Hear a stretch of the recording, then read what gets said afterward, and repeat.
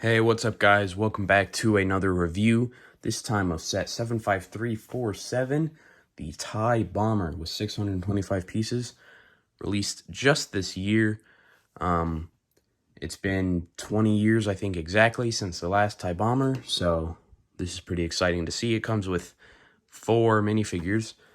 I don't count the Gonk Droid as a minifigure, but whatever. Buildable minifigures have never been counted in my books, but either way, it's got that Darth Vader with the dark blue stripe to, I guess, mean original trilogy sets. It's got a 40th anniversary Return of the Jedi. Some people have been complaining about this because it's not in Return of the Jedi. I don't think it matters that much. It's the 40th anniversary of Return of the Jedi. It's released during Return of the Jedi. And I know not every set has a Return of the Jedi plaque, but like the 501st Battle Pack, it has a 20th anniversary Clone Wars. It's an OT set. It's 40th anniversary of Return of the Jedi. Technically, TIE Bombers were still around in Return of the Jedi. We just didn't see them. Anyway, side box art shows that TIE Bomber. And then the back shows the features in a hanger similar to the 2020 TIE Fighter, pretty much.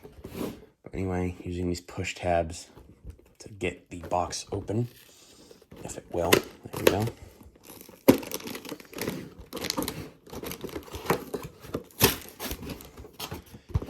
Alright.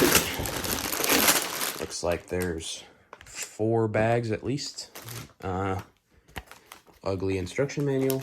I'm never going to stop talking about that. And then in the back, the Rebuild the World. And actually, some of the sets from... Well, actually, that's a weird mix. That's a 2022 set. That as well, but these are 2020 sets. These are the 2023 sets. I guess it's just meant to be OT sets or something that you're meant to maybe buy with it. Either way, in the front it shows their new packaging. Still haven't seen any of that. Still plastic. Maybe they should stop talking about it and actually do it. But either way, let's get this set built. Alright, now that we have the set built, let's actually take a look at the minifigures. First off, you get a TIE Pilot. Obviously, it is a TIE Fighter or TIE Bomber. So you get a TIE Pilot, and he's got nice printing, you know, some simple leg pads right there. Printing that goes through the hips up into the chest. And then he's got a nice little belt. Looks like maybe an Imperial logo in the middle of that belt. And then his life support systems, he's got just that standard sort of armor on the back. And then actually taking out the helmet, which looks very nice, but I don't think it's changed for a while.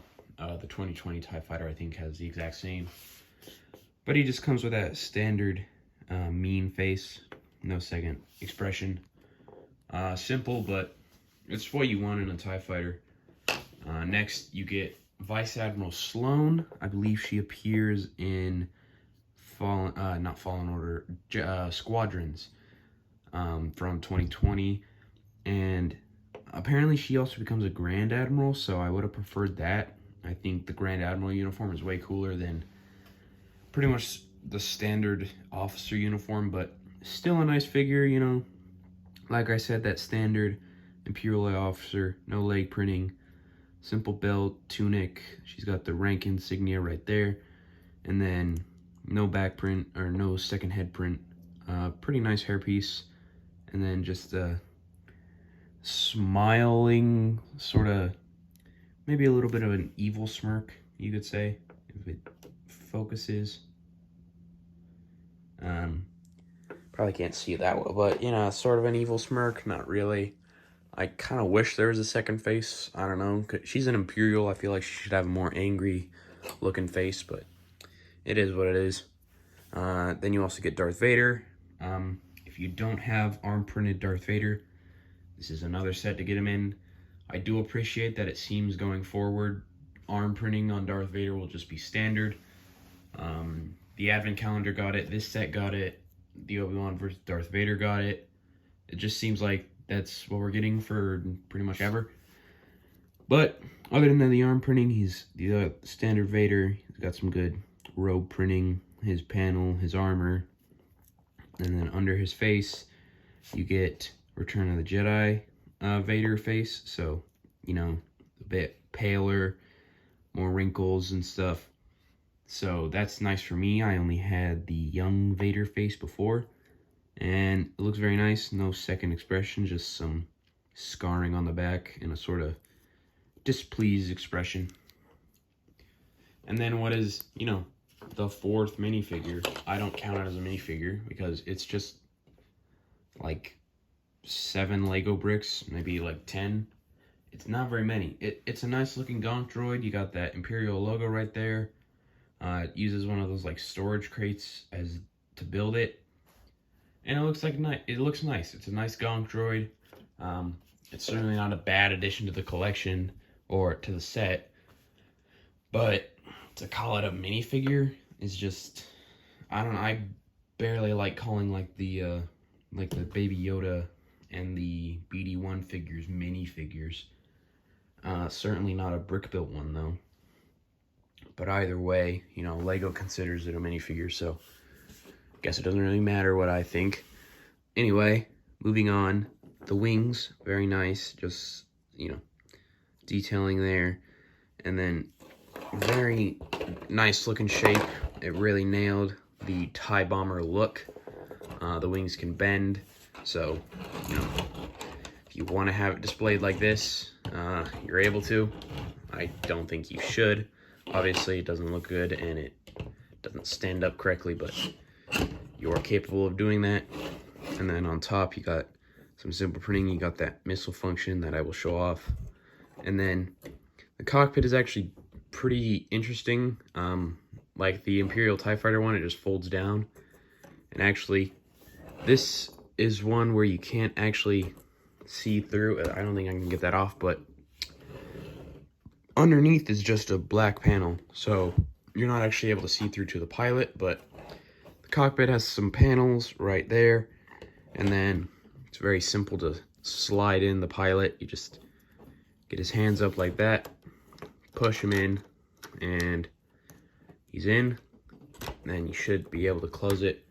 The cockpit is a little iffy sometimes with will it close fully, but it's pretty good about it. And then on the other side, you got kind of what I think is supposed to launch a missile in universe, like a small torpedo maybe.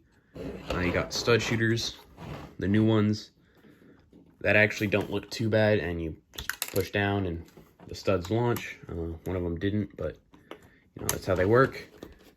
They look nice. I definitely think they look nicer than the rounded ones would have a few years back. So that's sort of a nice thing that it came out when it did. So it got those. I mean, no stud shooters would be the best, but still. And then you got a landing gear sort of thing. It looks like on the bottom there. I believe that's what its function is supposed to be for. Maybe not though.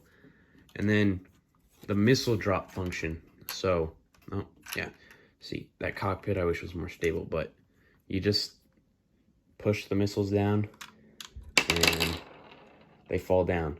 I think it's kind of a lame function, and also I think it kind of sucks when you gotta put them all back in. You gotta, you know, insert them in one by one from the bottom, and I certainly wish there was a better way to do it. I mean, it's just not that great. I wish there was even a way to launch them all at once at least, because then it'd be kind of cooler, but you gotta just push down with your finger and hope they all launch out.